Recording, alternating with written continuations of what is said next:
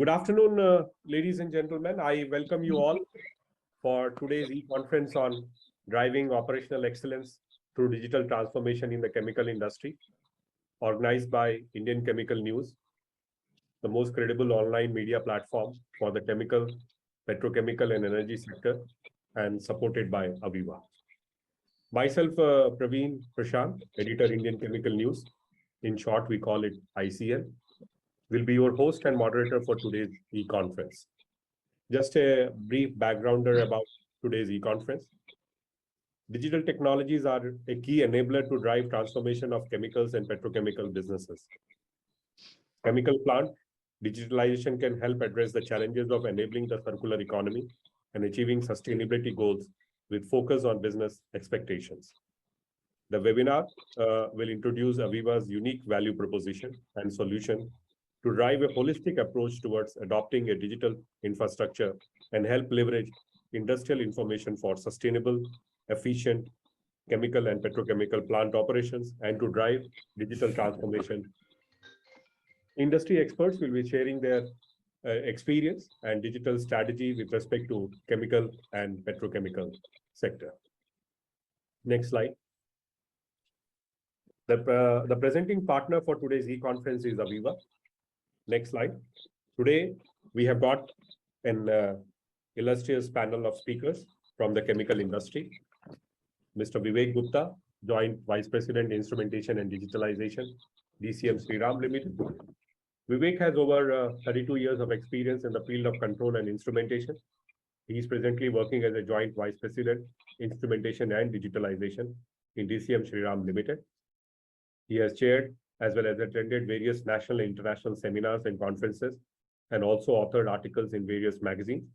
He was awarded Distinguished Instrumentation Professional under District 14 of ISA in October 2016. He is currently member of the Steering Committee of Digital Transformation Council of ARC USA. Mr. Subhash Singh, he is the Chief Information Security Officer and Head Enterprise Architecture, Deepak Fertilizers and Petrochemicals Limited. An incredible leader with decent control over cutting-edge technology and business viewpoints, turnaround expertise in automotive, pharma, and manufacturing industries. He has a successful history of providing strategic leadership for enterprise-wide digital initiatives, focusing on customer experience and keeping fine balance between quality, speed, cost, and information security. He has pioneered significant IT initiatives which gave new direction to organizational practices and brought tangible as well as intangible benefits to the organization. A track record for customer centricity, passion for excellence, rigor, and agility in execution. He has expertise in developing strategic plans for global digital transformation of organizations, building high-performance teams, and implementing best practices methodologies led cross-functional teams with diverse technical and cultural background. His expertise includes digital transformation, information security, IT strategy for business, application management, and IT services management. Our next speaker is Mr. Yajuvendra Singh. Thank you, Praveen. Thank you, sir. Mr. Yajuvendra Singh, Lead Manufacturing IT, UPL Limited. He has over 19 years of experience in manufacturing IT, aerospace, automotive, and process. He has undertaken IT advisory and consulting, where he's focusing on greenfield IT blueprint for manufacturers, digital manufacturing practices, transforming business in data-driven organization, production and maintenance and quality, next-gen technologies, enabling IoT, cloud, big data analytics for smart manufacturing, operational excellence, aftermarket solutions, and customer experience. He has experience in engaging and driving enterprise initiatives, digital strategy, thought leader to sales enablement, solution integration, and working along with cross-functional teams. Thank you. Mr. Jagdish Pranami, Associate Vice President, SRF Limited. He has a working experience of 27 years in project design and plant maintenance. He has handled projects related to chloralkali, coal-based CPP power plants, fluorochemicals, specialty chemicals, and multi-product plants. He has also utilized latest and most advanced technology with his time to time exploration in market. He's taking care of electrical instrumentation and advanced IoT projects in SRF Limited. Stephen Rudolph, Thank who you, is Praveen. all the way from US. He's the industry principal, chemical industry Aviva. He's the industry principal for chemical at Aviva. He's a 20-year experienced chemical engineer with experience in polyethylene, polypropylene, operation excellence felicitation, operations management, and continuous improvement management. Stephen has worked with OSI Soft for 6 years, spending time in the Center of Excellence and Customer Success Group before joining the industry team. He has a BS in chemical engineering from Texas A&M and currently lives in Chicago. Welcome, Mr. Stephen Rudolph. Mr. Ramanathan Balarama, Principal Consultant Pre-Sales Aviva. He's a chemical engineer with 17 plus years of experience in domain of process simulation, training, and advanced process control software solutions. He has experience in plant operation, software development, projects and solution deployments for customers across various industries. In his current role, he is working as Principal Technical Sales Consultant for Aviva and engaged with many customers in the digital transformation journey. He is a SME for Aviva's engineering and operations businesses, working closely with owners and operators for delivering end-to-end solutions. Next slide. And today's panel discussion, we will be discussing these key discussion points. How does your company drive operational excellence? What is the role of technology in that journey?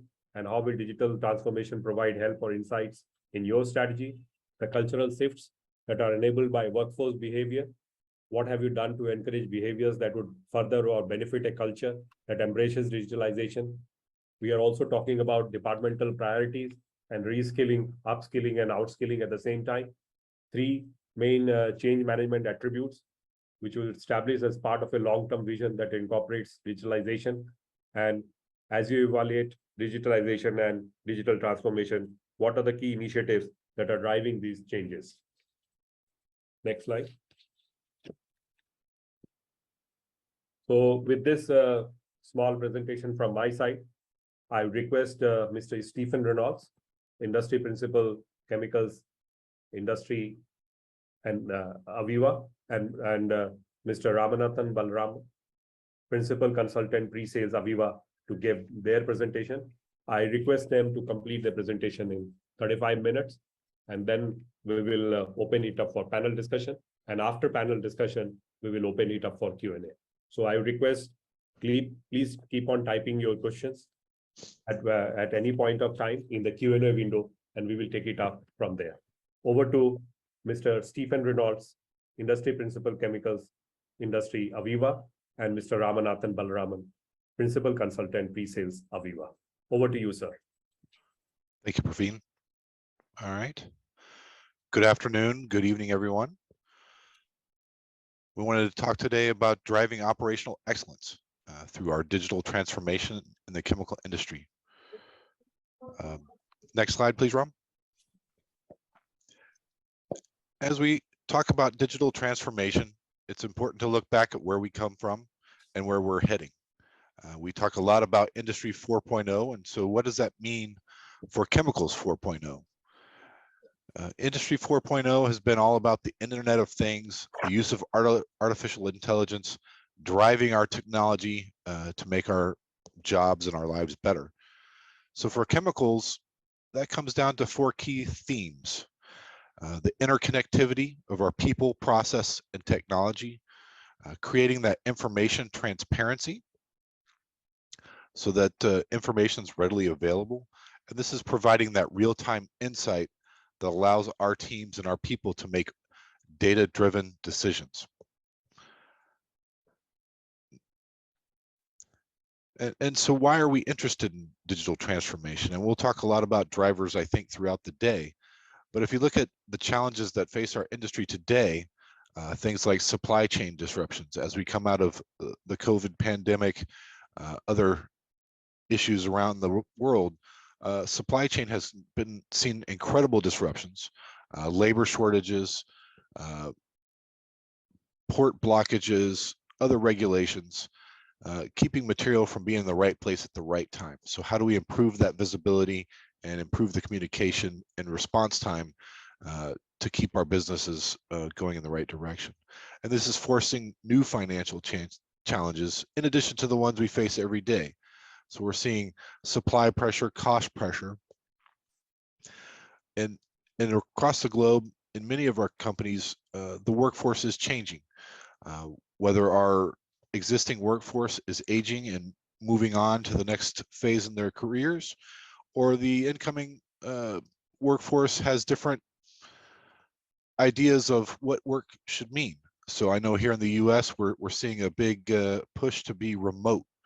And the challenge for us now is how do we get the information to the right people at the right time from wherever they may be sitting? How do we support our industrial complexes when people just aren't in the plant? Many of our companies today, throughout the pandemic, just like us, we focused on what was important. So they looked at their core businesses, decided to strengthen those and look at what they didn't need to focus on. So we're seeing a lot of merger and acquisition, divestitures, companies reinventing themselves as we move forward into this new year and the new reality of some of these challenges. And of course, every one of us have seen the net zero commitments that many of the big industries are making, pushing forward into 2050, the net zero carbon challenge. How do we achieve that? What technologies are necessary to gain those benefits? And how do we manage the information that allows us to really sustain those improvements?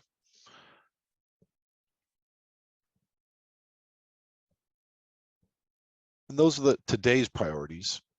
We still have to focus on the fundamentals, and those are your basic health, safety, environmental performance, keeping our people safe while they're at work, protecting the environment and keeping our commitments as we always have, maintaining operational control. We still have to make quality product on time, regardless of the obstacles that face us. Now more than ever, our asset health and reliability is important. We have to take care of the equipment so that we can satisfy all of our needs. Asset health is a key driver to cost. So we want to keep our equipment up and running and efficiently as possible. And this helps drive that reliable and quality supply. We want to be on time for our customers as they depend on us, or they may go elsewhere. And then to keep these initiatives moving in the right direction, we have to drive our business and operations intelligence. And we do that with information. As we grow and evolve in our systems, we move from operator rounds and paper collection of data to more intelligent automated systems that allow us to manage by exception, do the event detection, anomaly detection that helps us make better decisions faster and often in the field as the issues occur. Next slide, please. And as we continue our journey to operational excellence, this is a slide that I've taken from my previous experience. We have to drive what's important.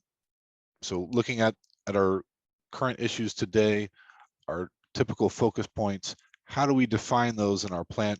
What are our priorities for each of us as we look to operational excellence? And this requires us to take ownership of those drivers so that we know who's responsible, who's accountable, and who is taking the task to drive improvement. And as we drive improvement, we need to define success. So what measures are necessary for us to look at our processes and determine whether we've achieved operational excellence? How do we define those KPIs? And more importantly, as we talk digital transformation, how do we measure them? Do we have the right information available to make those informed decisions? And this helps us take action. As we've defined those KPIs, they trigger a response.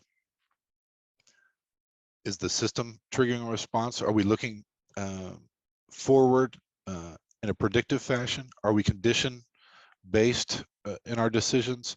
How do we use the data that we have? And how do we use that data and communicate what we're doing about it? So what are the communication chains throughout our organization, down to our shop floor, driving operational excellence. And as we continue the discussion today, think about improving our capabilities, not only of our people, but of our processes and our systems. Operational excellence is a journey. So we start with the things that we often can control, which are our people and our process. So we do that through training, process improvement. As we get to a certain point, technology is required. So we improve our automation, we improve the amount of data that we can collect, we improve the way we analyze that data, and all the while continuing to drive those priorities as we've defined them at the beginning. And as we talk digital transformation, I want to think about these couple of things. Think about the digital thread that we are creating across our plant and across our business enterprise. What are the technical drivers that we see in the industry today? These are things like artificial intelligence, enabling systems to enhance what we do as individuals, bringing new and better information to us faster to allow those data-driven decisions. Of course, cloud is an enabler. Big data and analytics are driving a lot of that intelligence. As technology improves and becomes more accessible to all of us, the industrial IoT, the edge data, being able to collect data from just about anywhere has improved. And this allows us to inform a whole host of new sources and new challenges. And bringing that together is somewhat of the extended reality, the VR, the augmented reality, AR, using those technologies to better visualize our facilities, review for hazards, plan, train, and educate ourselves. And this is all looking at that industrial information that we have available, whether it's operations and engineering, enabling that connected worker through the digital twin of the information that we have. And this enables the collaboration, the learning, the guidance, not only from the technology, but enhancing how our people interact with that technology to enable that process improvement. And with that, I'll hand it over to Ram, and he'll introduce you to some of our Viva technologies. Thank you. Right. I hope you're able to see the screen and hear me Yeah. properly. All Yeah, right. able to hear you Thanks, properly. Praveen. Yeah. Okay. So, just to touch upon, some more challenges in continuation to what, Stephen, introduced this, the topic. So the first, challenge I would say for the chemical engineering companies today, chemical operating companies today is increasing social pressure to reduce the environment impact and to operate safely, right? So regulatory compliance is again the company's license to basically operate, and along with it a strong safety culture is also needed for the development of the excellence in the company. So there is rising raw material costs, which is acting on the returns, in the sense it is diminishing the returns and the product margins despite increasing demands from the consumers, right? So to offset this, the chemical industries, they are continually looking to reduce cost by extending unit runs. Basically, they are delaying turnarounds, and trying to make take an advantage of the lower cost feedstocks which is available in the market. And I know this has to go in tandem with improving asset reliability and performance. So the third product, the third point is basically product quality and repeatability, and this is again very crucial from the customer satisfaction point of view and production optimization point of view.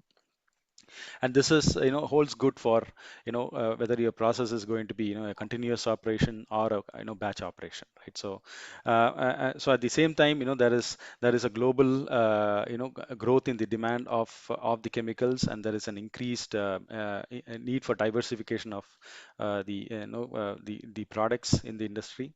So higher volumes and lower pricing of feedstocks are facilitating a sort of a resurgence in the chemical industry, with the focus on clustering around distribution, hubs, which has been developing along with the industry. So if you look at what we have done or we have provided to the chemical industry, so we are basically a software provider of choice for leading chemical companies looking for real time critical operational data integration and applications and and into and companies which are investigating or looking into data and process analytics of scheme of things. So we the our products is basically used by 49 of the largest top 50 chemical companies globally. And you can see some of the highlights which has been mentioned in this slide. So we can delve deeper into these some of these insights when I present to you the case studies and the supporting customer stories. What could be what could your future operations look like, right? So here, if you look at the right side, so these are I would say sort of a main themes or main pillars which will drive changes to the process, operational efficiency. Most of us, most of the companies, chemical operating companies would be focusing on one theme or the other, or they could be focusing on multiple themes. Depends on on the path of digital journey and the maturity, digital maturity, I would say, towards the path of operational excellence. So let me list one after the other. The first theme rather is full visibility and operational awareness. So this basically talks about workforce empowerment and a real-time visibility of the plant performance, covering the end-to-end cycle of the plant operation.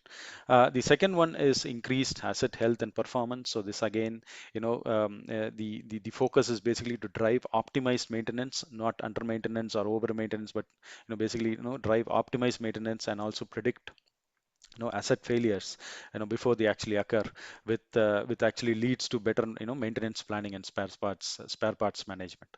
The third theme rather is optimized production. So here we talk about standardizing operational and maintenance workflows and reporting procedures to basically drive the overall OEE, or the overall equipment effectiveness, and end-to-end inventory tracking. So we have got associated solutions which can basically drive this theme for various chemical companies. And the fourth one is on energy improvement and resource utilization. So here again, we talk about certain solutions which will monitor the plant performance, drive out or basically optimize utility cost and drive sustainability targets. So in the incoming, in the coming slides, I would elaborate on how various technology enablers, be it IIoT, cloud, artificial intelligence, data analytics, drive some of these solutions across these themes. And and these would be supported with some customer cases, which to basically quantify what were the business outcomes of these changes that happened in these various industries.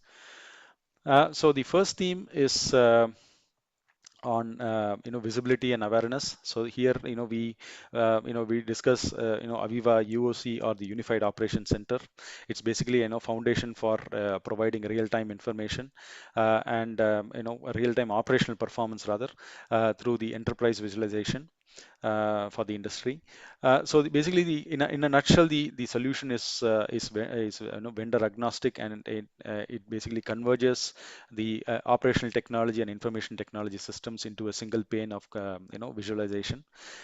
So that will help in contextualizing actionable information for better decision making, enhancing collaboration between multiple teams, and also an enterprise level rollout of the visualization layer to cover multiple sites.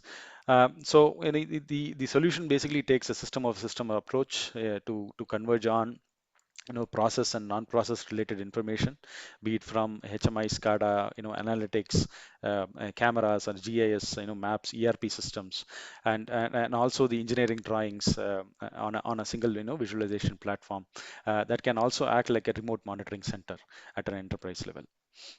So what I have next is a short video which basically describes what Unified Operation Center is, and this has got voice enabled, I believe. This is just a 1 minute video, so let's go through it The and then. Unified Operations Center showcases Aviva's ability to aggregate data from a range of sources, giving our customers an example of what they could achieve in their own control rooms. This demonstration has been presented at the majority of Aviva and partner I hope events you over are the able to past hear 12 the sound. months, and shown on screen is the Voiceover. UOC displayed on our 6.6 metre long video wall in the London Customer Experience Centre.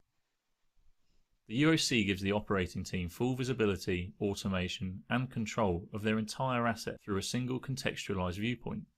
IoT sensors, asset performance management and engineering design data at the team's fingertips ensure for well-informed decision making. This demonstration promotes the importance of engineering data in operations. Having this data readily available enhances situational awareness, speeds up troubleshooting, and can improve the efficiency of work permit creation and on-site maintenance. Right. So the one important use case that I would like to discuss to support the enterprise level visibility and operational awareness is Nutrien. So they are a leading North American agrochemical business, and they basically produce nitrogen, potash, phosphate, and retail agricultural products. So what this team has done is basically unified. Data coming in from the Pi historian, and built a a unified operation center to and built a remote monitoring center based on the technology of UOC to unify data coming in and connect various teams and basically optimize the overall plant performance. This is was basically achieved by integrating operational data and insight in a central monitoring center and focusing on nitrogen and phosphate production. And there was improved collaboration which happened between the engineering and the operational team across various sites that the company had. So moving on, so the next theme is on asset performance management, which is again, which is well known by the acronym APM. And the focus is been around monitoring of assets to basically identify, diagnose, and prioritize equipment problems which might occur in the future. And this could this is again on a continuous and a real time basis with an objective to improve the asset reliability and the asset availability while reducing the reducing the risk and the maintenance expenditure. So we have got various solutions which make up the APM portfolio for us, but there are I would like to focus on a couple of solutions in the interest of what we are discussing today. So the first one is Aviva Predictive Analytics. So this basically works on an advanced pattern recognition and machine learning technology. This is again asset agnostic and vendor agnostic, and what the solution basically does is it uses the historian data which is collected around the asset and stored in the plant historians, and then it builds a sort of an operational signature of that particular asset, and which is again different for based on different loading conditions or different ambient conditions and operating conditions. So once the data analytic model is actually built, this is then compared with this particular signature of the model is basically compared with how the asset is actually operating now, right, in real time. So if there are very minor deviations which actually occur, this is immediately flagged off by the solution, and any abnormal behavior, asset behavior is immediately flagged off and intimated to the maintenance department. So along with it, the solution also has diagnostic capabilities which can help you to drill further and also identify root cause of the deviation, and also provide and the solution also provides a sort of a prescription as to what needs to be done to basically correct the anomaly which is occurred. And one more interesting feature that we have developed in the solution is we have a deep learning algorithm in the solution which will also predict and calculate an estimated remaining useful life of the asset. Once the anomaly is detected, or the abnormal condition is detected, how long the asset or the equipment will actually be able to run before actually breaking down completely, right? So this sort of a lead time will give you a good time in terms of planning for your spare parts, or planning your maintenance, planning your maintenance in a much more efficient manner. The supporting customer cases from Air Liquide. So this again, this is again a global giant which basically produces industrial gases, right? Oxygen, nitrogen, argon, and hydrogen, and they are supplied to different industries. Even though it's a very big company, so the company basically operates a numerous number of smaller plants all over the world. So with this sort of a setup, the company will not be able to afford subject matter experts to be addressing each and every plant. So what they have actually done is they have developed a sort of a remote central monitoring center where the asset information actually flows into from different plants, actually flows into that particular central monitoring center. And each of these centers actually run our Aviva predictive analytics solution, right? So with this, what they have achieved is basically up to date, they have more than 300 catches, and the solution has been deployed over more than 3,000 models, and they are being monitored, and monitoring actually happens at more than 130 locations globally. So what the project has basically translated for them is they have achieved more than 10 times the operational savings, more than the initial project cost before the predictive analytics solution was actually deployed, which is very interesting. So the other solution which I would like to demonstrate or discuss is the MOR, which is the mobile operator rounds, right?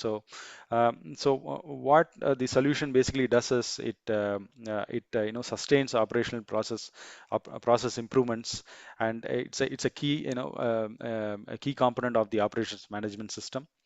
The focus is basically on collecting data from non-instrumented plant assets, right? So typically in a chemical engineering chemical plant, there could be about 40 to 60% of your total asset base might not be instrumented, right? So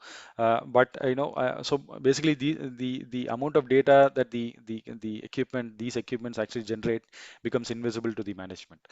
So the whole idea of this particular solution is to make this sort of a non-instrumented data available for the management to basically carry out their operational management practices, right? So it is not only that, it also provides mobility in terms of providing live data in the fingertips of the various operators, and this also helps in consistent data logging. So there is a lot of emphasis on data consistency, and reducing completely the manual errors that might creep up when you use a pen and a paper to basically record your process data or the informations informations in the field, right? So the supporting case study here is from the Ascend Performance Materials, right? So they are a global leader in the manufacture of nylon 66, right? So basically these materials are used in radiators, carpeting, etc. So the challenge here was the plants were pretty old, and they were basically built in the 1960s, and there was an obvious inconsistent data which was between the plants and the operatorships. So there was a lack of single source of information to gain any sort of insight of operational performance from these plants. So the company actually ran a digitalization program where they sort of created a visual factory program platform where where they were able to bring in or digest multiple data from multiple sources that actually came into the platform to basically this help them to basically track the data and run certain custom calculations on top of it to basically monitor and improve their production efficiency. So the very interesting fact for this particular case is the overall project implementation. It was just slightly over 3 months of data, and what the company was able to achieve was they were able to achieve an overall savings of more than 500 thousand US dollars in the utilities and material costs, and they were able to save more than 1 million US dollars on the maintenance costs. So yeah, so this was one of the case studies, and the let me move over to the third theme here, which is on optimized production and efficiency. So here, the focus is on the value chain optimization, mainly from a manufacturing perspective, right? So, see again, the focus is to basically reduce value leaks, and the solution implementation has to help optimize the production, reduce the cost, and support revenue growth. So this is the main theme, or the main driver of this particular theme. So the one of the main drivers, or one of the main solutions here, is the MES, right? So so this is it's basically the software is basically a collection of multiple functions, and what the MES software basically does is in layman terms, it basically um, joins multiple disparate or separate silos of data in the manufacturing space, and gives a sort of a visualization platform for the to drive operational excellence. And the solution basically conforms to the ISA 95 standards. So in this particular solution, there are there is we can basically do an inventory tracking. I'd say starting from the material which is going as a feed to the end products. There is continuous tracking of materials. You can log your quality related data here. We also have a KPI module, right? So this actually helps you to track how well the plant has been operating against a particular set of plants. And we can also on real time basis, we can calculate the overall equipment efficiency, etc. So we also have batch and recipe management built within the module. This could be a point of interest for fine chemicals manufacturers, for example, where various product recipes can be built within the software environment. And this will gives you visibility in terms of what kind of material was used, in what sequence, and how much, right? So so this sort of and it's tightly integrated with the production system, be it the batch or the recipe management. The other solution, which again forms part of this space, is Aviva Pi. It's a very well-known solution, and sort of considered as a leader in the operational data management. It's been available in the market for more than 40 years now, and the focus is mainly on capturing, enriching data, analyzing, industrial data to drive operational efficiencies, and focus on asset reliability, for example, monitor safety. So these are all some of the other sub themes that the solution can actually drive for you. So what the solution also does is there is a more than hundred number of connectors here in the solution. So this will enable data connectivity to happen from hundreds of data sources and help you achieve in bringing in real time information or operational data to provide insights. The other solution, interesting solution, which is which is again artificial intelligence led guidance, is Aviva Insight, right? So this is again, it's a cloud based solution. So what basically the Insight as a solution actually does is it combines real time and historical information with artificial intelligence and machine learning algorithms to predict or minimize rather downtime, improve quality, track your track your OEE and different operational measures. So there are a couple of short videos here. So the first video is Yeah. So the first video is again part of the MES scheme, right? So this what this particular solution is showing you is um, what we called as APS. So it's a basically a planning and a scheduling tool which is built along within our MES portfolio. Right. So what the solution actually does is it helps you to simultaneously plan what is the available material, what is the resource available, or the machine capacity. Based on these variables, it will help you to automate your optimization, schedules or runs that actually happens within the process. Right. So one of the striking feature is this is you can see the Gantt chart type of display, and you can basically do an auto drag drop to change your schedule if required. So we can also do multiple unlimited planning scenarios can be built within the solution. So this will help you to add capacity and basically given the equipment constraints, if there is a change in the capacity, whether your unit would be able to handle the enhanced capacity scenario. So these are all some of the things that can or scenarios that can actually be tried out within the solution. Right. So the second solution is called Aviva Insight. So as I mentioned, so this is actually a cloud-only, a cloud-based solution.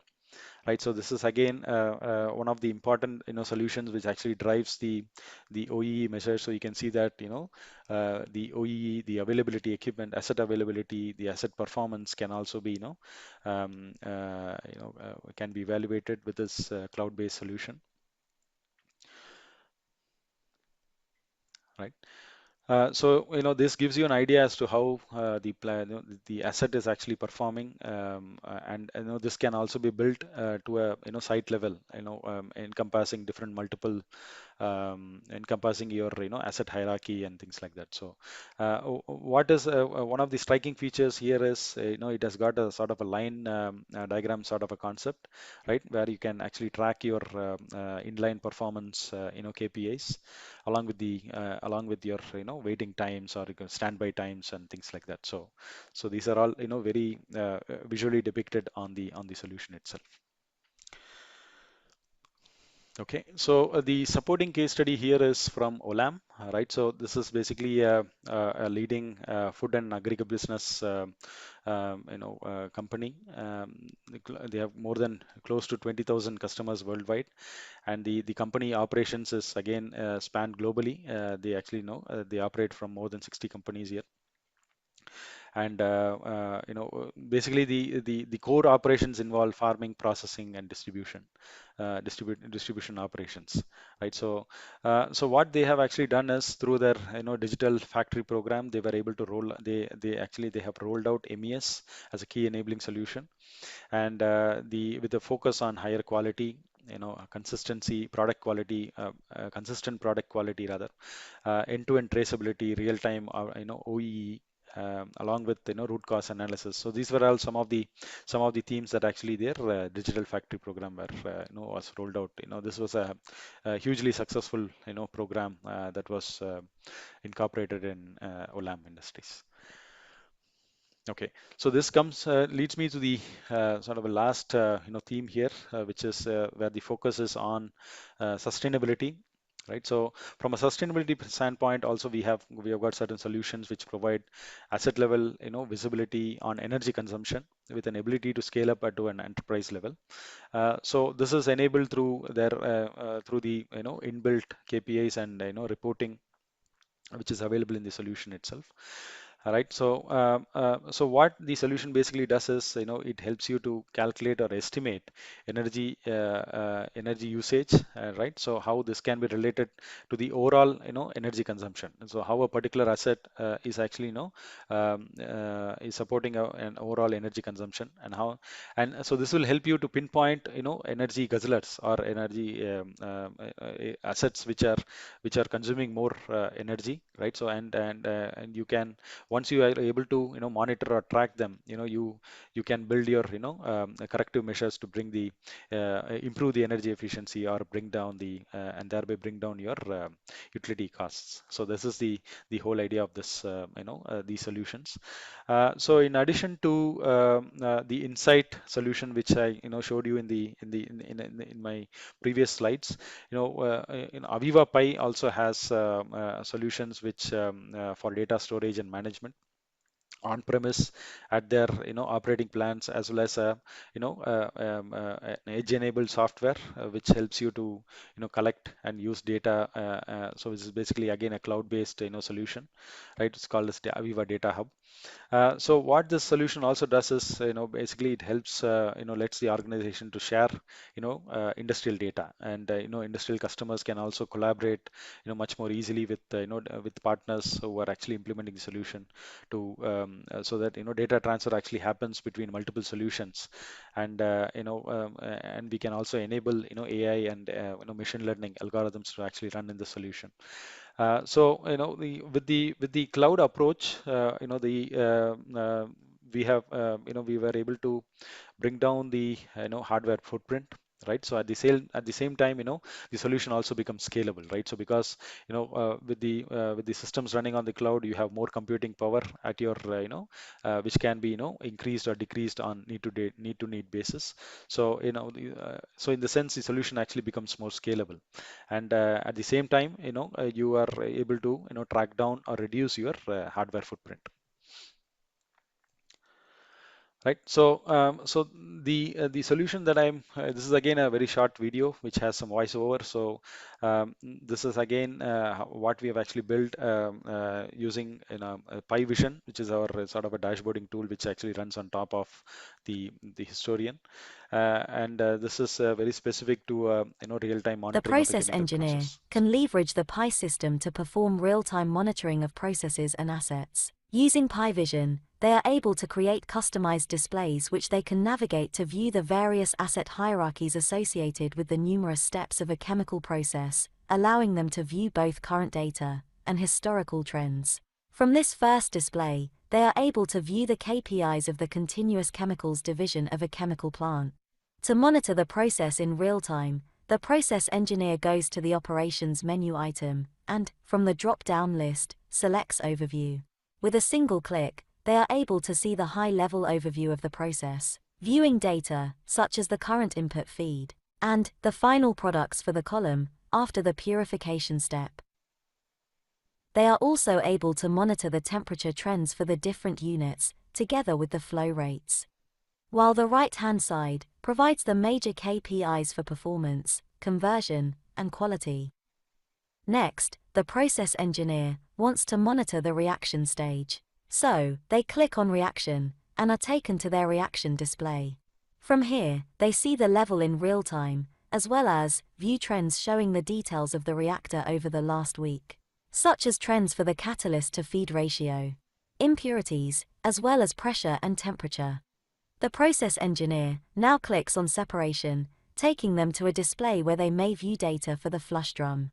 Here, they can view gauges to display the current values of the efficiency and level. They are also able to view the different flow rates of the output products. Going a further step, they click on Purification and are taken to a display where they can monitor the real-time data for the distillation column. From here, they can see the feed temperature, the condenser real-time variables, and the reboiler. Viewing the trends, they are able to see the history of the feed and product flows, the temperatures of selected trays, where a thermocouple measures the temperature, the product impurities, and the overhead and bottom floor flow of the distillation column. One step further, they click on Tank Farm, and from this display visualize the products stored in the tanks, being prepared to be shipped to customers. In particular, they can see the status of the valves, as well as the levels of product inside the tanks. Okay. Okay, so on the theme of process monitoring, performance, sustainability, this is again from from China. So China National Blue Star Company. So they are basically chemical materials manufacturing company, and they manufacture animal nutritional additives. Again, the challenge for them was, they had limited visibility in terms of, the data coming in from 12 of their plants, which are, distributed across 9 states in China. And, the operational data was basically collected manually from very limited hardware sensors. The sort of PI solution was basically, implemented there. And what the solution actually has done now is made data available from the various plants visible at the headquarters, right? So for at a central monitoring system, and the system actually collects the sensor information automatically, and we have custom calculations for KPIs which are actually running on top of the data being collected from various plants.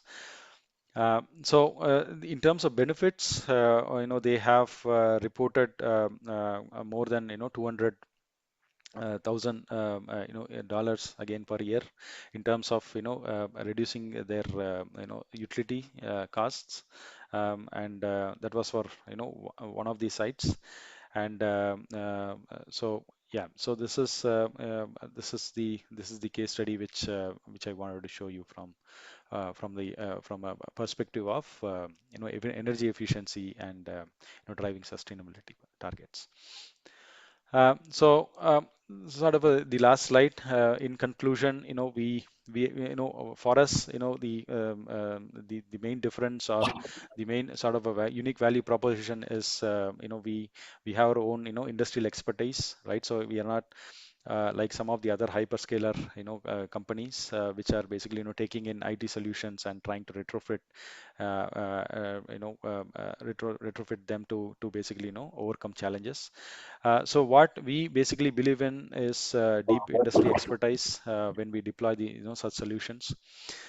We believe in trusted insights, right? So it's not just we are not just here to basically implement a small of a sort of a small pilot project. So we basically believe in scale up, right? So in scaling up whatever solutions we implement. So so we try to engage the entire ecosystem at scale, be it partners, vendors, contractors, and try to build the solution on scale, right? So it is and it's always an enterprise level of deployment, even though it can be deployed at a single site. This is again our solutions actually help in promoting a scale up, so you can have a multi-site visibility, or digital practices running for multiple sites. And the third theme, I would say, is a sort of focus on sustainability, right? So this again, it is made with some of the technology enablers like cloud, IoT. So these are all, there is always a focus on sustainability targets, and this is again whatever solutions we actually build, it is always we have our focus, or one eye is on always on sustainability, and this becomes even more important for when these solutions are deployed for the chemical industries. So yeah, so I've reached the the end of the presentation, Prashant. Praveen, so you can take it over from here. So thank you, Mr. Stephen Reynolds and Mr. Ramanathan Balraman, for taking us through the different what we can say case studies and specific advantages that you are getting from these. So thank you once again for insightful presentation. Now I open it up for panel discussion, and I would request my panel members or panel speakers to switch on their video. So my first question to Stephen is, how does your company drive operational excellence? And then we will move on to all the other speakers. Over to Mr. Reynolds. All right. Well, as I talked about in the earlier presentation, operational excellence, of course, is a very personal definition for each company. But I want to speak to it from my chemicals background, not necessarily from my Aviva background. We looked at our different priorities. So operations control, asset health, and took one step further into what processes drive those priorities. So from an operations standpoint, looked at how do we conduct shift change? How do we communicate with maintenance? How do we review the process? What do our operator rounds look like? Really taking a operational consistency approach so that we do the right thing, the same thing, the right thing, the same way every day. So looking at standard work and things like that. But really it's about what metrics, what measures define success for us. So we looked at KPIs such as OEE or asset utilization, understanding what was the key driver there and what processes supported that improvement. So I guess long story short, we identified the key priorities, the systems underneath those, and then the measures that supported our improvement. And that's how we drove operational excellence. So thank you, Stephen, for your initial comments. Now I come to Mr. Subhasji, Mr. Yajuvendraji, and Mr. Ramanathanji, and it is in the same order. And the question to them would be on the role of technology in that journey, and how will digital transformation provide insights in that strategy. So over to Mr. Subhas. Mr. Subhas.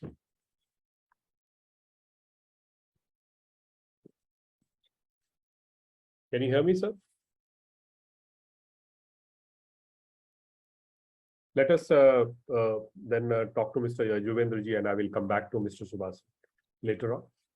Yeah. Hope I am audible, Praveen. So sorry, actually, sorry. Okay, So okay. you can go ahead, no problem. Okay. And then you can, but sorry for that. Okay. Okay. Or else you can ask that question again. What's the role of technology in that journey, and how will digital transformation Yes. provide insight in that Yeah, strategy? yeah. So over to Mr. Sure. Subhas. Very good afternoon, everyone. And thanks, Praveen, to give me such opportunity to share my knowledge and also learn from our eminent panel. Okay, so here when we are talking about the technology role, first and foremost is that in the real sense, operational excellence can't be achieved without digital technology. Because as for any operational excellence, you need a current status of operations with actual data backed up. Otherwise, what you are doing the excellence, how you will compare. And in the current age, without any technology, getting that data is very difficult, or we can say near to impossible. So considering all these, what we have done as such in our organization, that is Deepak Fertilizer, you have already introduced me, so I will not introduce again for myself here. So considering this, we have identified major objectives on which we will work, and then from that we can achieve the things as a maybe we termed as a smart factory for such type of things. We can get that then from that particular exercise. So what we have done here is that these 6 objectives we have decided in conjunction with a total operation team. That 6 objectives, then in that objectives, we have gone with the enablers, the capabilities, and that way only we can achieve the things. Because, so what we have done, the objectives, what we have decided are the 6 major objectives are the process optimizations, then the production, accounting and reconciliations, which are the cream of any chemical industry, then the plant reliability, planning and executions, how we can do it, operations management, and the 6th one is the performance management, which is your dashboarding, what is happening. So that is the result, what we are getting, and how we can showcase to the all stakeholders. So these are my objectives, what has been decided with the CFT, where all operations teams were involved, all my managing team were involved in that. Then for this, we have gone with the enablers. What are the enablers to this? because we want this. See, saying that we want to do optimize the process is one thing, but how we can do that? What are the enablers? So we say that keep process data, if we get, then the modeling of the process, how we'll do, and then making a process in a advanced stage, taking that process as an advanced stage. For one thing, like when we see process optimization, we need this. Then we are talking about what are the capabilities we require to get this.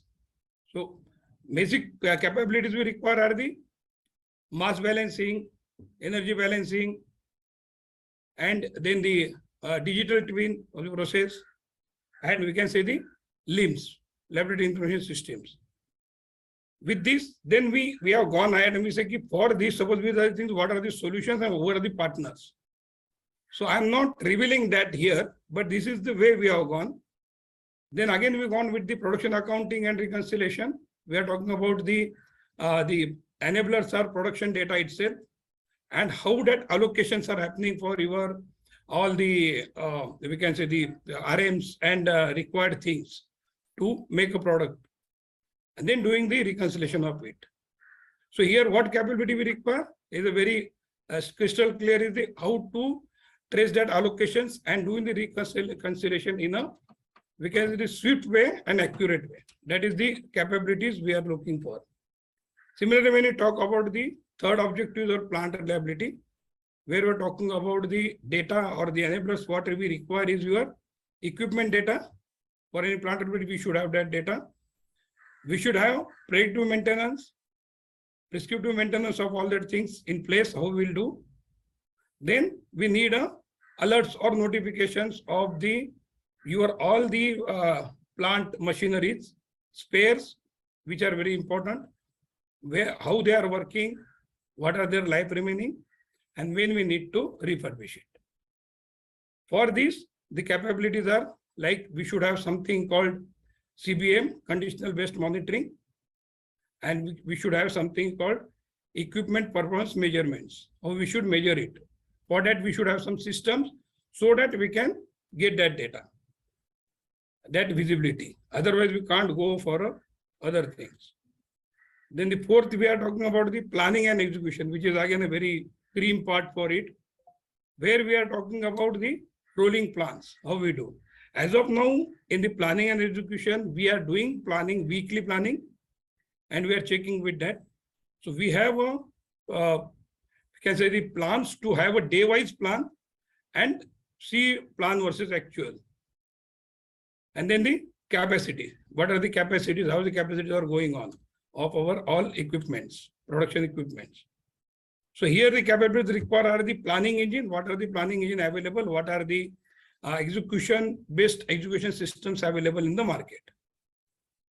Then we talk the fifth objective is your operations management, which is again in any organization there are various things which are on the paper-based, and then the problem is that when we want to see something, how to correlate all the things and get some insight from it. So here we are talking the enablers are your operation data, then the standard operating procedures, everybody what they are doing, and the basic and the major thing is your remote plant operations, how we can do.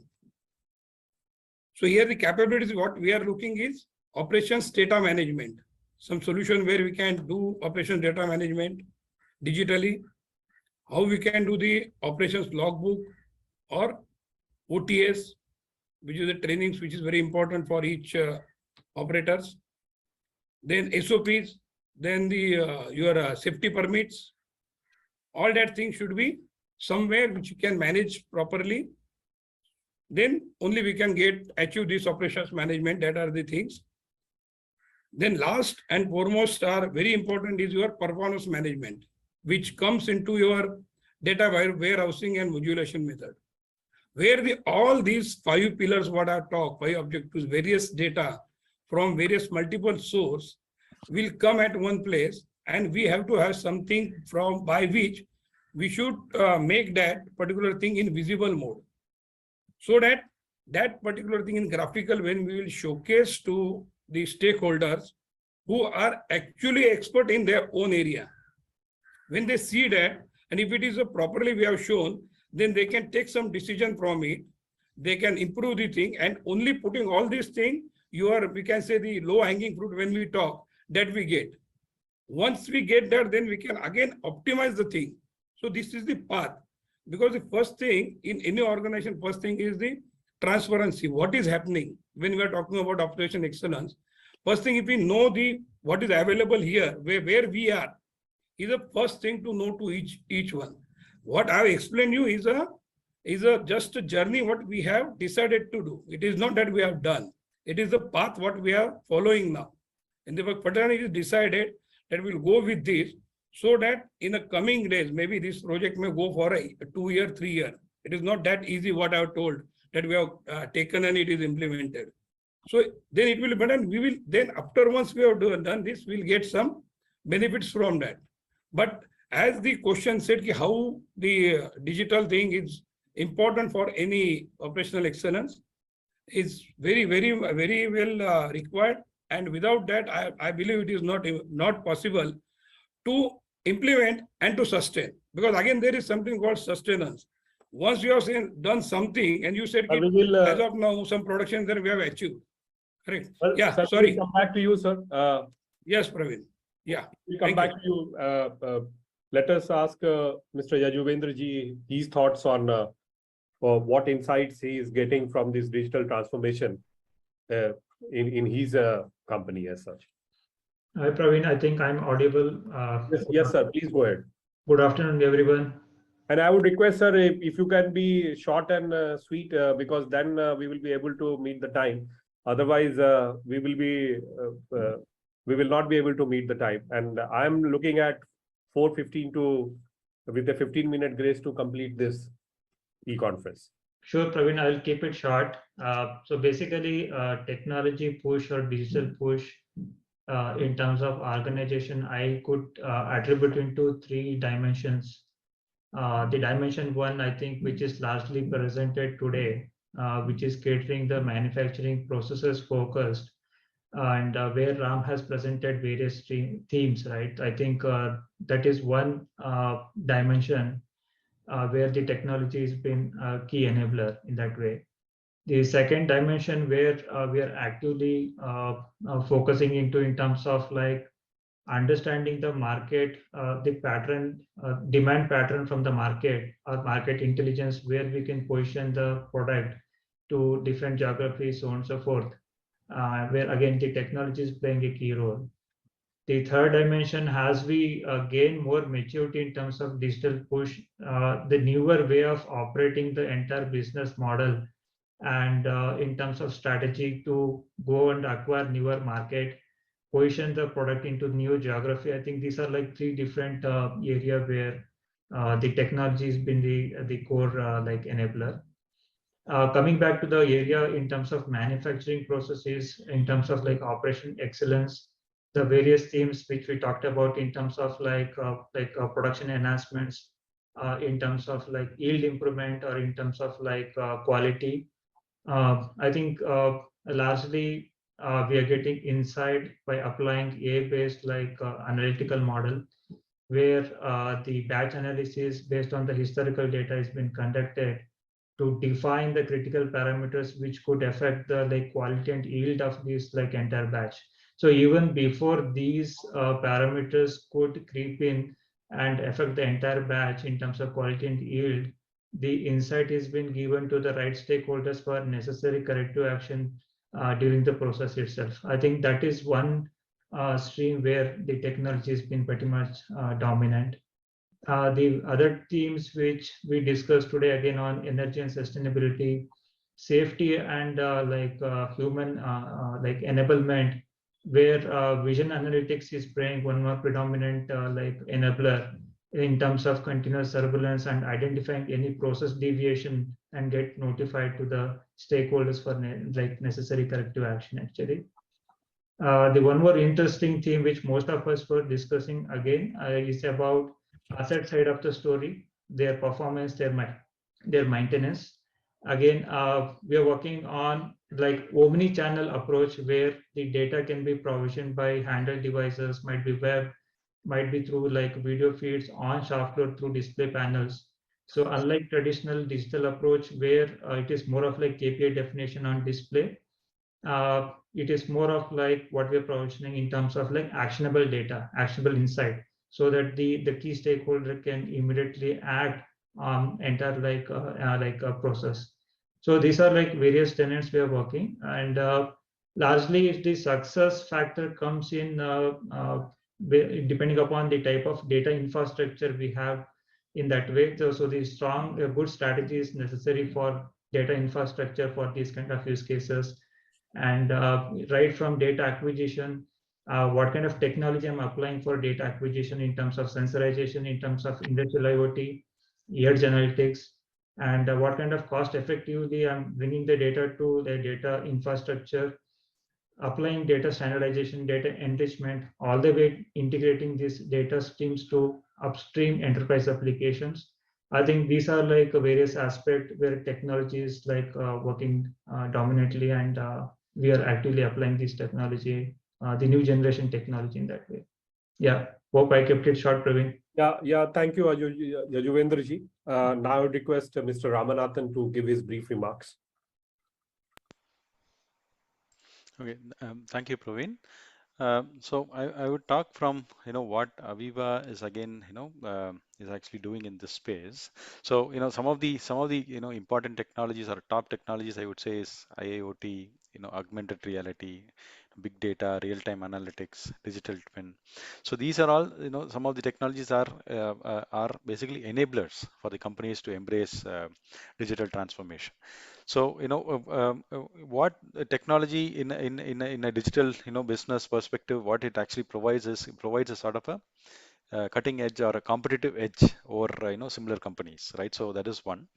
And the solution also, provides a solution. The technology also provides a solution to the defined problem, which is again, comes as a feedback from various customers to how to, make a particular process more efficient and more profitable, right? So for a digital transformation to basically click, the main support has to come in from the top management of the operating companies, and it's very important to ask the question why, right? So why the digital transformation, right? So this again, it requires a lot of deliberation or internal discussion to find out, appropriate use cases or suitable use cases, which will add value to the digitalization story of that particular company, right? So it is not because, every company is actually doing digitalization, so we would also, embark on the digitalization, because the whether it is small or large, each transformation that actually happens digitally is digital transformation, right, or digital excellence. So it's very important to ask the question why, get the answer, and support with appropriate use cases or problems which are getting solved in your company, and that will actually help you drive the digitalization story very faster in the company.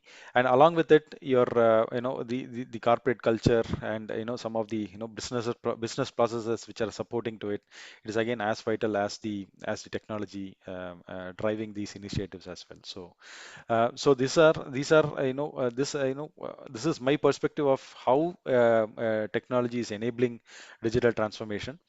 Now, to support, how digital transformation is driving various strategies in the companies, right? So let me give you a couple of examples. So one is the digital twin, that I was mentioning. So basically, digital twin is a sort of a digital replica of the physical entity or the plant, and these are typically built by IT company like us to which will actually help you help in driving or improving rather asset health, reduce maintenance costs, improve the overall performance of the plant, right? So what it basically does is it uses near real time data or digital images, and builds a visibility on top of it. So the companies can actually see an end-to-end visibility of their value chain, and if required, they can drill down to operational data up to their single assets also, not only the enterprise level but also to the asset level also. The other point that I would also mention, which will help make a digital transformation as a success, is closing the age and the skill gap. So one of the distinguished speakers did mention about operator training and bringing in the culture of digital practices in training.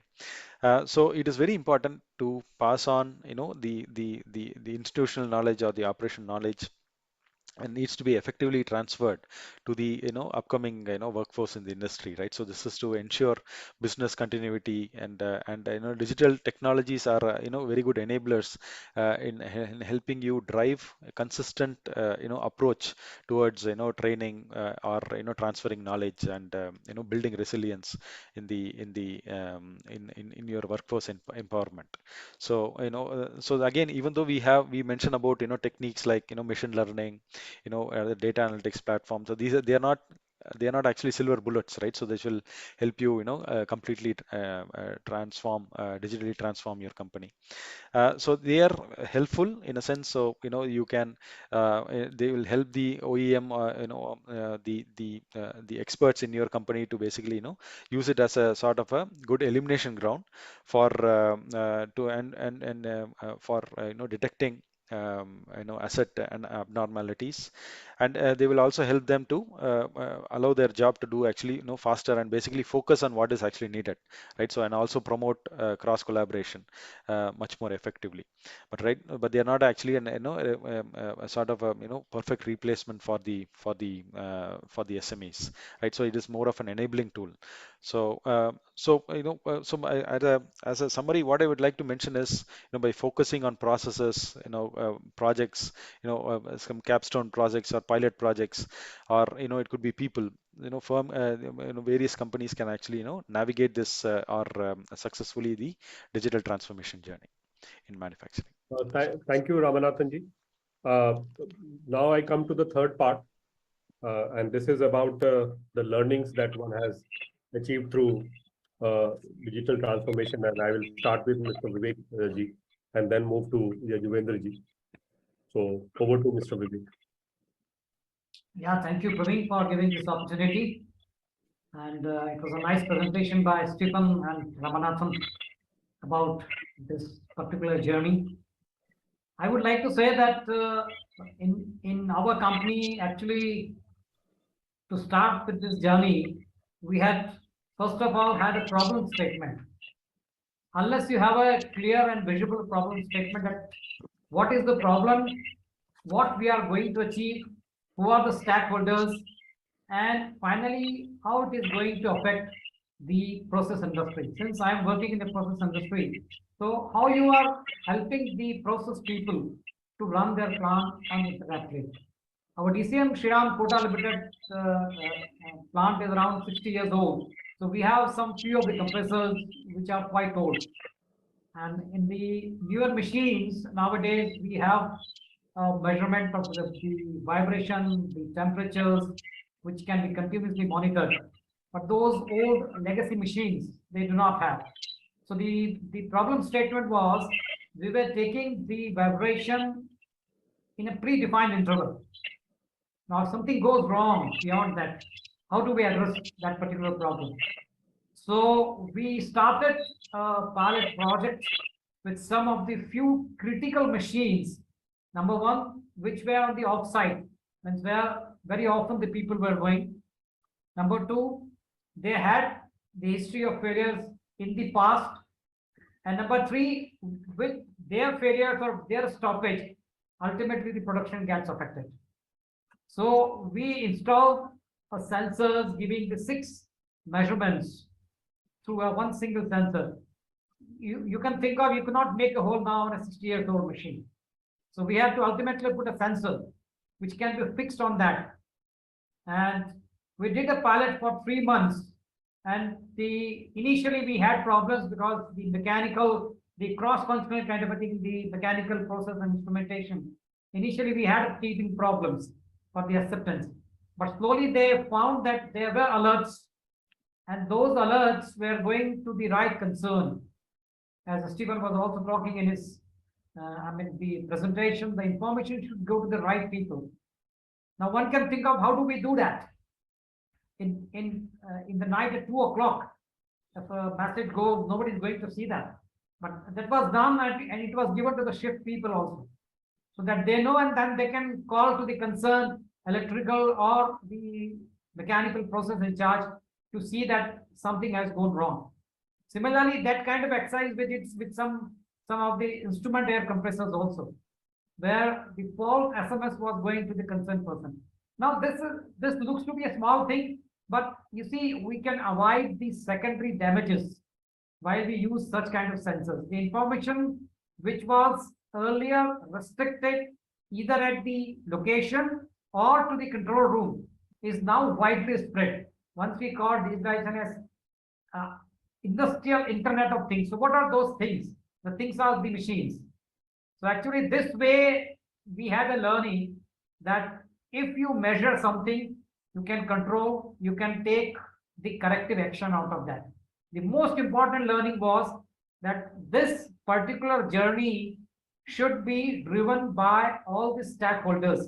It cannot be alone the instrumentation team. It has to be cross-functional, where electrical, instrument, process, mechanical, and somebody should lead that team, who is, I would say, a kind of a cheerleader. And the quick successes should be accordingly rewarded. Thank you, Praveen. Thank you, Vivek. I would request Mr. Yajuvendra ji to give his remarks on what were the learnings. Yeah, Praveen, I think I have similar view with Vivek. I think If you can add on anything more from whatever he has already specified.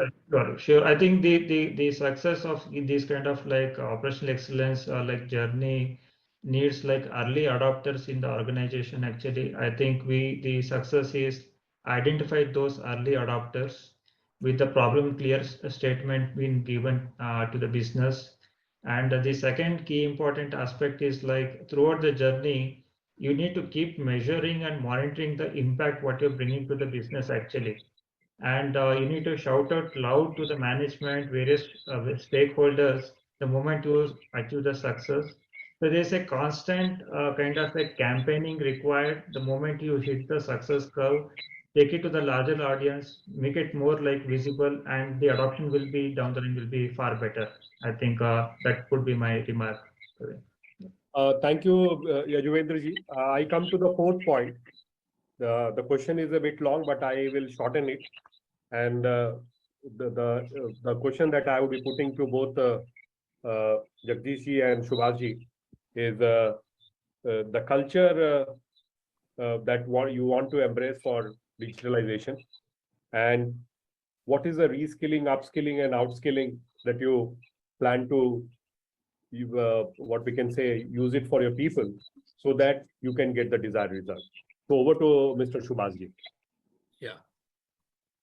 So first thing is that when we are talking about the culture shift, it itself is a very difficult and cumbersome task. And again, older the organization, more difficult for culture shift. Now here we are on that path. We are doing something which are as follows. First thing, digital transformation, we have taken as a top-down approach, which is always giving some benefit to us. Then second point we have done, normally we promote a transparency by way of that information to all stakeholders, executive employees of any project plan. We are showing them, giving them in various meetings, emails, even in regular meetings, section heads, plant heads are telling them. Also, we are telling them the benefits. If you do this, what are the benefits? That is the other point. What we are trying to embrace them, so that telling them slowly, steadily, we want to shift the culture to a digital culture to for all the employees, for our organization. Third thing, we encourage the collaboration. So here what we do, the managers or team leaders, when they are, we are assigning them some group projects, so that small projects in the small party we have to give them. Then there are some of the team building exercises where we can showcase them. We are also telling them some of the use cases, like what we are doing today. We are talking to various guides. So we are making them to talk to various guides, get an inside, outside in perspective, saying that what others are doing, so that what we should do to be in the market. Correct. And the major thing what we are doing there is that we are providing a specific trainings to them, because that people are very good in that their own area, in their own topic, in their own ways, but we want to make them in the digital ways. So we have to give them some training, show them the path. If they go in this particular manner, how their work will be easy and they can achieve something more, what the our organization requires. And with this only, we can sustain ourselves. And the last point is the benchmarking our own organization, our own department in a, we can say the peer industry, peer companies. So these are the some of the points we are trying and we're doing with them, and we're seeing some results also through this, where the culture is getting shifted. Thanks. Thank you, Subhasji. I would request Mr. Jagdish Pranami from SRF to give his views, sir. So thank you, Mr. Ravi. So regarding this basically change. So while adopting any new concept or migration to a bigger way, so the important part is the success depend on the adoption of the mass. So it is very crucial to be part of the people behavior, to be aligned people with the new challenges and changes. For digitization, we teach to the people that it is not a out of box thinking. This is the basically adoption of the something improvement approaches. It's a approach, nothing else is there. So the design is a very big concept, like the plant performance, utility improvement, engineering ease, safety tracking, and testing of the people. So lot many outcome of the digitization. All our people had show here. So the need of the organization will drive the change. What we want to do for our organization, that is make the difference for the digitalizations. So to adopt that, so training, understanding of the concepts, and use case, give the ideas was to be implemented. So as an example, suppose we want to do some analysis before without digitization of the, suppose it's a breakdown analysis. So we have to take energy data, we have to collect operation data, we have to collect this maintenance data. Then people are pouring the data of the failure or failure analysis. If the digitization come in the picture, so all the parameters are come at single place where people can derive the outcome with the minimum efforts. That is the beauty of the digitization. So now in the design, we can do such analysis within very low time, and it is challenging the traditional method. We are designing the people mindset, how to reduce effort for getting the data for the outcome of the meaningful usage. We had arranged group discussion, feedback session of the priority of the business, and though these are the forum on feedback session, we promote it transparency regarding the business KPI, its roadmap, the roles and responsibility, this initiative. This is the how we take the culture change of the digitization. Thank you, Praveen.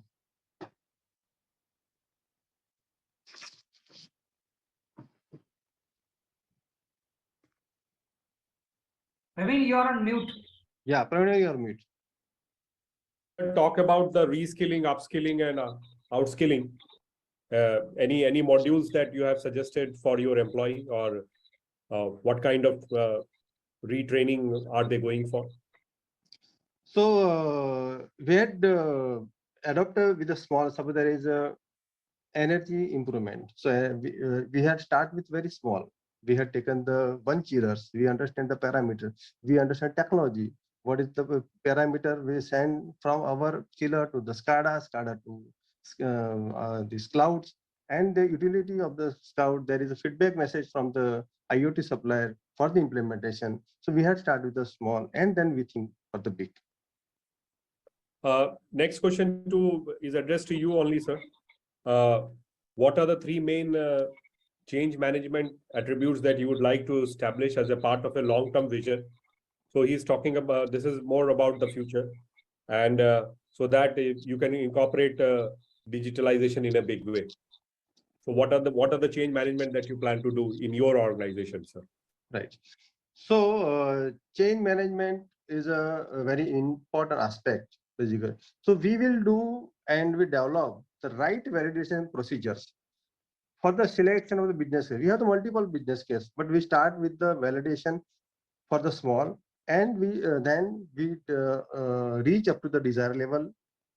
We are conducting the group discussion to judge the business case, whether it is worth to implement or not. So that is the second.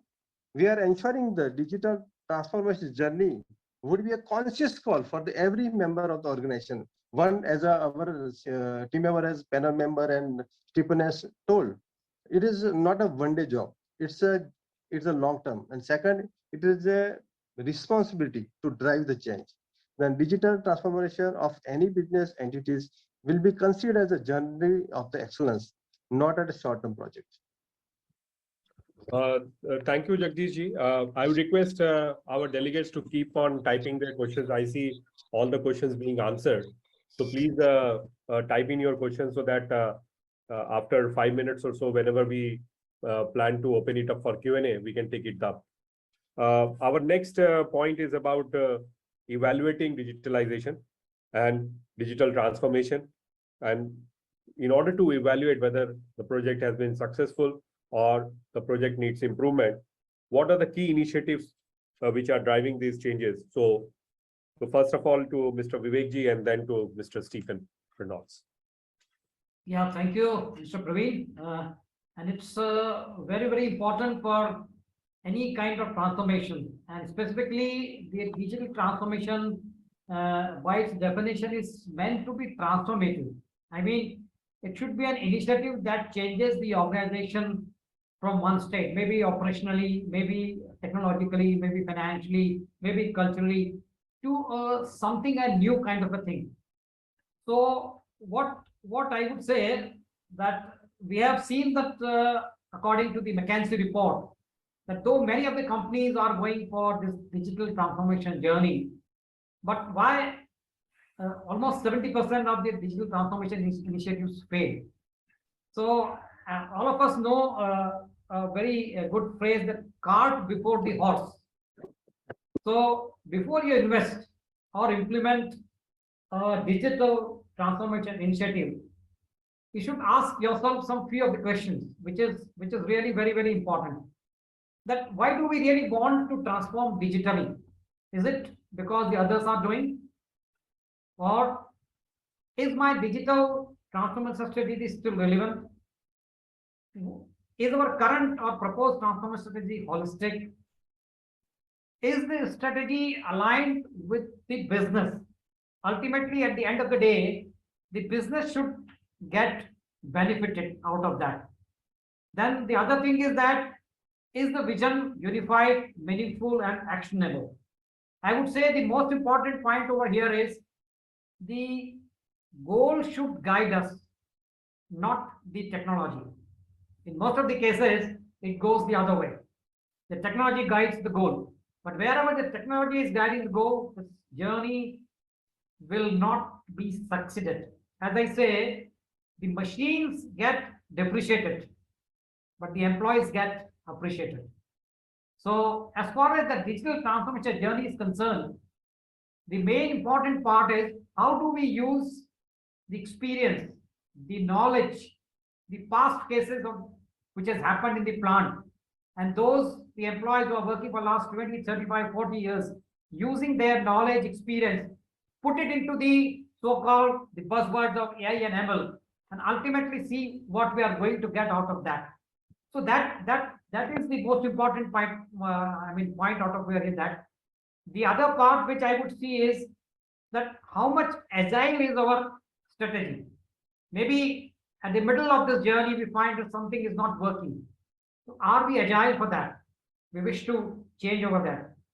Do we have the right skills on the team? I just tell you a very funny example. We did some wireless monitoring of the high tension cable joints, and that system was not working together good for 3 or 4 months continuously. And ultimately, the problem ended up that the wireless signal frequency was clashing with one of the wireless CCTV device. Now you see, why I'm quoting this example is sometimes it's very easy to say that this doesn't work. But these are the problems which is real problems which we face on the ground fact. These things need to be seen. The other part is we should find the people who are admitting that they have a problem. See, just to implement the digital transformation is not at all the subject. There should be a problem, and that problem should be resolved in a way that it benefits them, which should be visible, very laudable, and should be communicated at all the levels. Until it is spread in the company, these kind of journey often fails. So I would say is, as far as the process industry is concerned, we can say a few of the areas: quality, security, production efficiency, reliability, cost efficiency. These are some of the main common measures of success. But there are less common measures of success which a digital transformation journey has, that is more informed decisions. Instrumentation was earlier used only for control and automation, but now it is giving the more informed decisions to the plant. Second thing is direct impact on the increased revenue. If you are able to avoid a breakdown, indirectly you are having a more time of the plant operation. This is what this particular IIoT gives you. Then the other is percentage of the projects deployed using IoT, because it cannot happen in a day or in a few days. Slowly, as you get the win, I would say the low-hanging fruits, where everybody enjoys that, okay, this is a journey which is really affecting our plant operations in a positive way, then more and more people should come forward and adopt that particular technology. So that is where, and the last important part is, once you do this, you get a management buy-in. The return on investment is not only the money, but it is the reliability and which saves the people from daily monotonous jobs. That is what my remarks will be. Stephen, your remarks.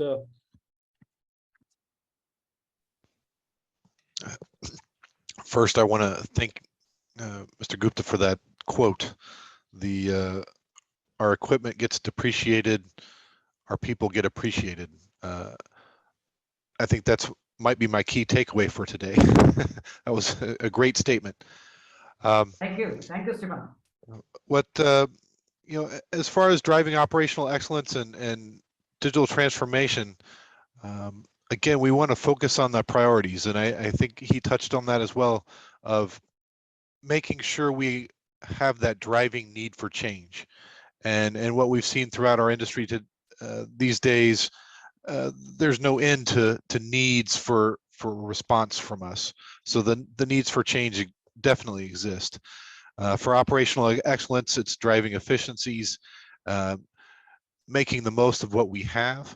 And as we enable digital transformation, the one caution I have for everyone is use our technology to solve the problems that we face. I'm in software sales, gladly we'll try to sell you just about anything, but as an advisor and as a peer, we don't want to sell technology as a solution looking for a problem. We definitely want to have that driving need for digital transformation and what drives us for that. So as we look at remote work, what technology enables that? As we get more and more sophisticated in our equipment, how do we effectively monitor that? I've fielded a lot of questions about manual data and these older plants that just don't have the instrumentation. How can we digitally transform those? And really the key is operational excellence. We start with our people, the knowledge that they have in the field, their familiarity with the equipment, what's important to them, what do they monitor, and are there devices that we can use to enhance that? Are there ways to collect the information as they see it in the field? There are many manual, handheld, and operator round tools that exist. How do we use those to maybe capture the data and maybe justify further instrumentation on those critical pieces of equipment? So again, it is all about driving need and communicating that vision to our people as we change throughout operational excellence and throughout our digital transformations. But thank you, Stephen. Let me take 30 seconds from all our what we can say chemical people and understand in these 30 seconds what's their future plan this year with respect to digital transformation. So we will start with Mr. Subhash Singh. Yeah. Only 30 seconds just to wrap up. Correct. So our future plan is to this year that. Yeah. So our future plan is to make the smart factory project to start up with the main 6 objective what I've explained you. Thanks. Thank you. Then to Mr. Yajuvendra Singh. Yeah, Praveen, I think largely to build a kind of a model factory, catering all these digital initiatives, kind of a smart manufacturing, a kind of a lighthouse, benchmark the solution and take it to other like units and plans to replicate. I think that is our plan. Yeah. And Mr. Jagdish Pranamik. Yeah, our plan is to basically adaptation of the efficiency improvements, then control on the breakdowns, and how to we are taking care of our yield improvements. That is our future plans. Mr. Vivekji, sir, your views? Yeah, looking at the high energy prices, our main concern in this year will be how do we reduce the energy cost per ton of the product by way of optimization of the recipe. And on 1st of October, 5G would be launched. And we are also looking at having, say, enterprise-wide 5G, which some companies or some operators are planning to do in India. So is there any, because digital transformation will have, and one of the speech of Mr. Ramanathan talked about that in some cases you will have to have digital inputs, in some cases you will have to manually feed in. So keeping that into view, are you also looking at 5G? Any SRF, DCM Shriram, DFPCL, and UPL? Or you are still thinking when we plan to roll it out? Basically, we are studying on the technology part. Okay. So I would just add, Praveen, one thing over here. Yeah, sir. We are sitting in this. The one of the most important aspect here with the digital transformation is, I think that point was not very widely covered, was about ultimately every company is producing the material to sell it to the customer. So somewhere this concept has to be also seen that how it is giving advantage to the end user, to the customer. Like suppose in an integrated complex, if we talk about the power plant is producing power, it's giving to the consuming plant. Now they are also a customer for that particular power plant. So how do we give them the power in a most transparent way, in the most efficient way, in way that it is uninterrupted. So somewhere the digital transformation journey should help the customers to get a proper access and a right information at the right time. So that part also needs to be somewhere covered. Thank you, everybody, for the panel discussion. Let me take 2 questions because 10 of them have already been answered. One is from an anonymous attendee, which is talking about cost reduction in terms of operating expenditure. Can a firm expect on implementation of these digital solutions? And I would request Mr. Stephen Reynolds to answer this. And the second question is to Mr. Yajuvendra-ji. One of the biggest barriers to digital transformation is lack of quality information. How will achieve it? So first to Mr. Stephen Reynolds and then to Mr. Yajuvendra-ji. I was actually just typing the answer to that question. So the question is, how much can we expect from a cost reduction from the use of some of these digital technologies? And that's a very much that's a hard question to answer for specifically. Customers don't always often to share that. And it really depends on where you start. Typically for a digital solution, we've already completed our operational excellence, our maintenance excellence opportunities. So we've taken to our plant to a higher level of performance. So our digital solutions are typically the final stage of that journey. So we've had customers report anywhere from 2 to 5% improvements in reliability.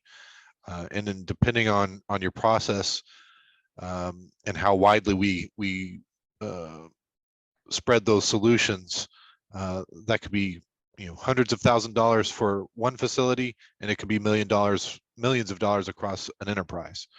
But it really much depends on the state at which you start.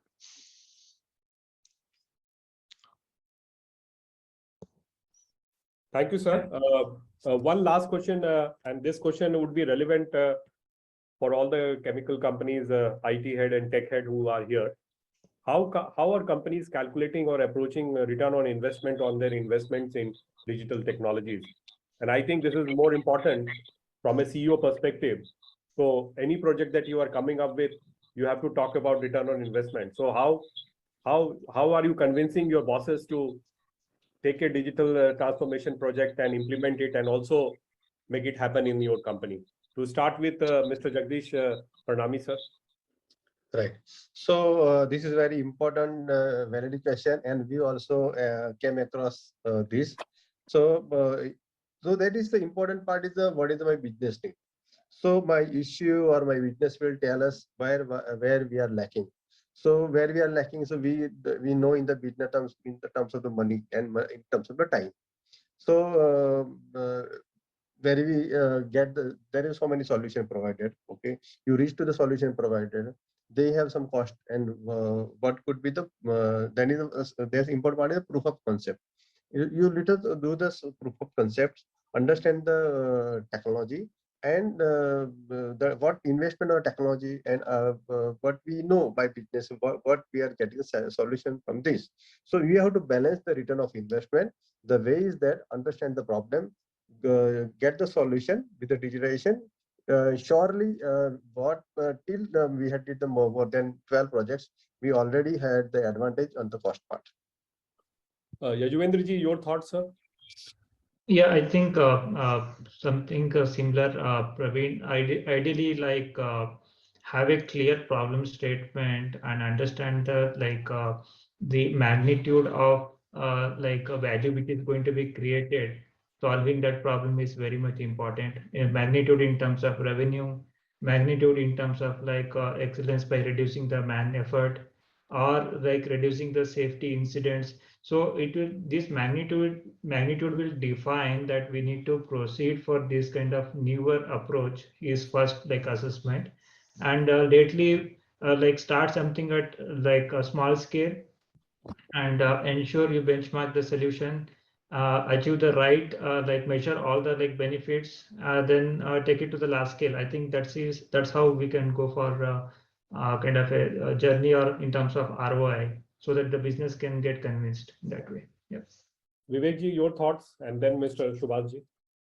Yeah, I think the similar things will come over here, because see, you cannot at the say that this is going to be the direct return on investment. But yes, definitely the things are coming up like that, that there are many companies who are actually working on the profit sharing basis now. People say that with the use of digital technology, we are going to reduce the deviation of some of the process parameters. If we talk about power plant, maybe the combustion control, main steam pressure temperature control, or if we talk about the ammonia plant, what is the variation? What about the steam bicarbonate ratio? So I would say that the time has come when the technology solution provider should come forward, and even the customers, the end user should also come forward, and there should be some kind of collaboration where we can say that, okay, if you are going to earn 100,000 rupees, this will be your share and this will be our share. Very correct. So this is how this 100%. journey can be taken forward. So the other way, Vivek ji, it can be like completely outsourcing it and you keep on only monitoring it on your digital dashboard, where are things going wrong, so that it becomes useful for everybody in the long run? No, see, just monitoring the dashboard is not going to serve any purpose. I would say that once we start having the dashboards are good for green, yellow, blue lines, but ultimately what a process operation team has to inference and take the corrective action is more important. You are seeing the oxygen is varying in completion control. You are able to see the dashboard, but what is the corrective action? 3, 4, 5 actions. So I would say that these type of solutions should come upon with some kind of artificial intelligence solution where they say, okay, if this parameter varies beyond this limit, these are the 4 or 5 things which an operator has to do. And I think somewhere somebody has told the display of the key performance indicators. Now, if you have to produce 1 megawatt of power, how much coal or how much steel you have used it. Now, if you start displaying it in the control room, the people know that in my shift, how I have operated it. So it is not only the dashboard, but the inference and some kind of artificial intelligence solutions above that, then only this digital journey can be successful and can be beneficial. Subhashji, your final thoughts? So the question is about the ROI. This is the issue everybody is facing here, correct? Now, Vivek has said very clearly and very main point he has taken about the profit sharing. We are already doing that. We have got something called outcome based. So all these projects normally we take that there is some cost to it, and additional thing they will get on outcome based. Now, it is not the only thing that we can convince management with this, but this is where making something like whosoever is the partner, he will also take interest in the giving us the result from that, because it's outcome based. Another point I will just stress here is that first thing is digital transformation. It is not directly related to ROI. This is not meant only for ROI, but we all has to explain to our management, our stakeholders, that this is the need of the hour. This is a sustenance. If we do this, we can sustain in business. So this is the investment. If you go into that, don't say just ROI. We will definitely get, but we can't say that this will get within a year, 6 months, 2 years. No, it is an investment for future. But outcome based is a one thing what we can do where we can mitigate the total risk. Thank you. So I think Subhashji has what we can say beautifully put it, that digital transformation is the investment for future. And if we are planning to convince to our top level management, the best thing is if we are looking for the company to move ahead, then this investment needs to be done. You cannot say that this is not required, but it is definitely required moving ahead. With this, I come to the end of the panel discussion.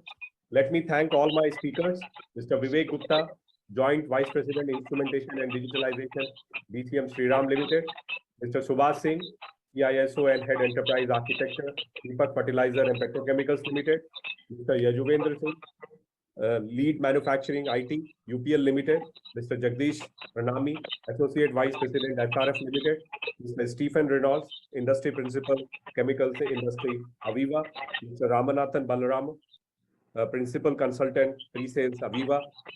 And let me thank also our delegates who have registered and attended for today's E-Conference.